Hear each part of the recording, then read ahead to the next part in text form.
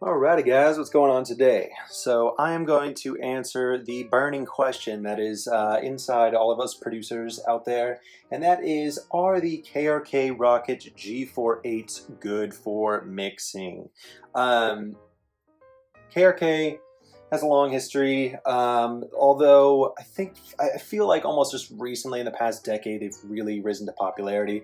That's because more producers are mixing at home, making music at home, and honestly can't afford to buy a big vintage pair of Yamaha NS10s or some really expensive monitors to mix with. So instead they are flocking to these KRK monitors instead. It's because they're fairly inexpensive compared to most monitors, and they just sound great.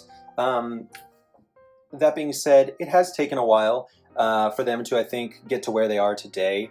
Again, these are the Generation 4s, and you look back at prior generations, and they definitely had a few bugs and a couple tweaks that they needed to take care of.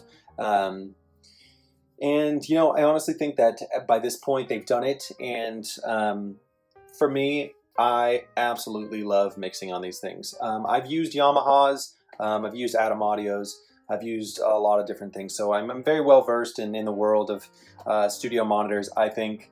And honestly, I don't really have a complaint with these things. I thought for a long time that they weren't the best mixing speakers, just because I don't know, I'd seen them in a lot of like kind of cheap, weird EDM videos, and I don't know.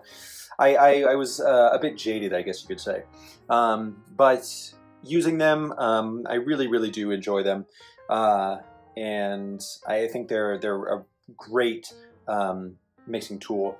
To get a little bit into the specs, these are bi-amplified speakers.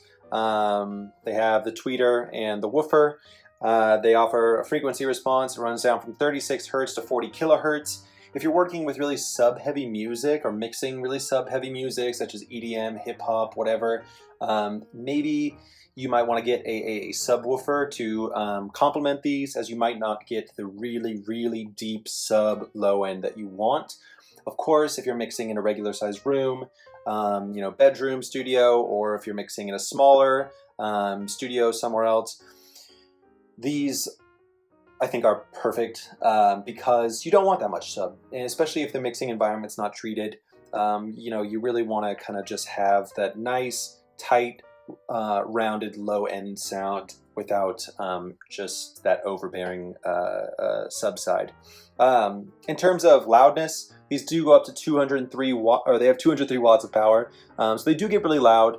Although for mixing, I don't think you're going to need them really loud. The cool thing is that when you do have clients that come into the studio and want to check them out, check out their own mixes and everything, you can really pump them to show them what's up, and it's an impressive factor to be able to do that.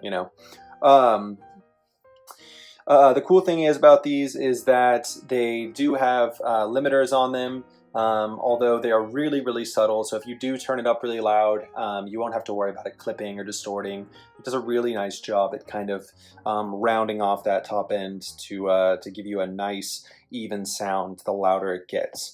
One thing to note, and one thing that I think is the most important thing to note about these, is they do have front firing ports, which means that they're perfect for mixing in bedroom studios or small spaces where you might be up against a wall, up against a window, whatever. It's essentially you don't have the bass frequencies floating out the back, hitting the wall, resonating, and just making a cloudy, muddy mess for you to mix with.